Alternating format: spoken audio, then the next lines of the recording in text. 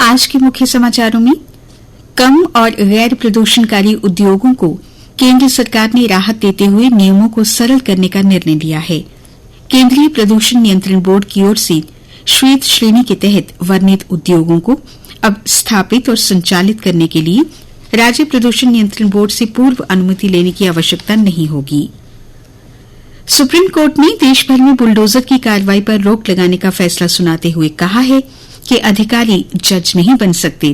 कार्यपालिका केवल इस आधार पर किसी का घर नहीं गिरा सकती कि वो किसी अपराध में दोषी या आरोपी है।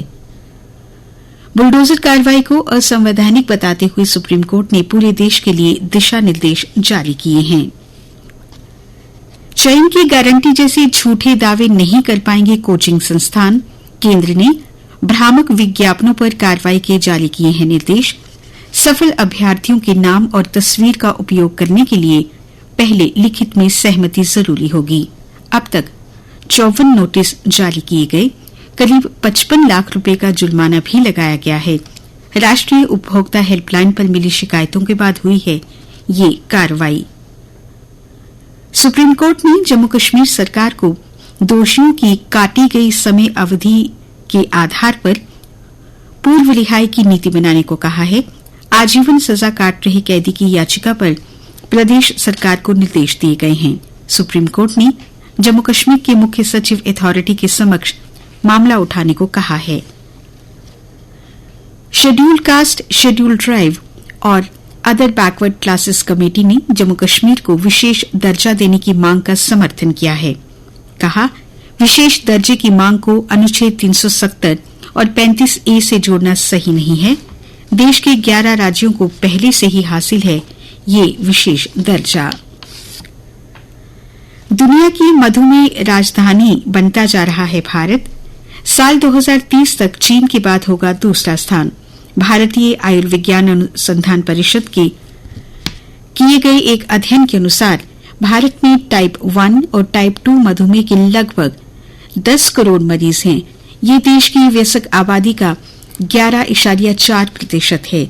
करीब 13.6 करोड़ लोग मधुमेह पूर्व यानी प्री डायबिटिक स्थिति में भी हैं। अन्य समाचार, जम्मू कश्मीर में आतंकी घटनाओं में 70% की कमी हुई है। केंद्रीय गृह सचिव गोविंद मोहन ने गृह मामलों की संसदीय स्थायी समिति को रिपोर्ट सौंपी। उपराज्यपाल श्री मनोज सिन्हा ने अवंतीपुरा में IUST के स्थापना दिवस में शिरकत की और कहा, वस्त्र उद्योग में आ रही चुनौतियों का समाधान करें युवा। इस महीने 9 आतंकवादी विरोधी कार्रवाइयों में 8 आतंकवादियों को मार गिराया गया है। 5 आतंकी पाकिस्तानी थे। उपराज्यपाल के स्वतंत्र कार्रवाई के अधिकार के बाद ये तेजी आई है। प्रदेश में जल्द ही भरे जाएंगे लेक्चरर और प्रोफेसर के पद, कहा स्वास्थ्य एवं चिकित्सा शिक्षा मंत्री सकीना इट्टू ने। प्रदेश में सरकारी नौकरियों में जिला कैडर की व्यवस्था बंद। कम शिक्षा अनुपात वाले जिलों के युवा सबसे अधिक प्रभावित। फिर से बहाल करने की उठी है मांग। सही तरीके से नहीं हो रहा नशा मुक्ति केंद्रों का संचालन। हाईकोर्ट ने मांगी है जानकारी। अधिकारियों से 30 दिसंबर तक हलफनामा मांगा गया है। खेल समाचार, भारत और साउथ अफ्रीका के बीच खेले गए तीसरे T20 क्रिकेट मैच में भारत ने दक्षिण अफ्रीका को 11 रनों से हराकर 4 मैचों की सीरीज में 2-1 की बढ़त बनाई। भारत ने इस मैच में 200 से अधिक का स्कोर बनाकर रिकॉर्ड भी बनाया।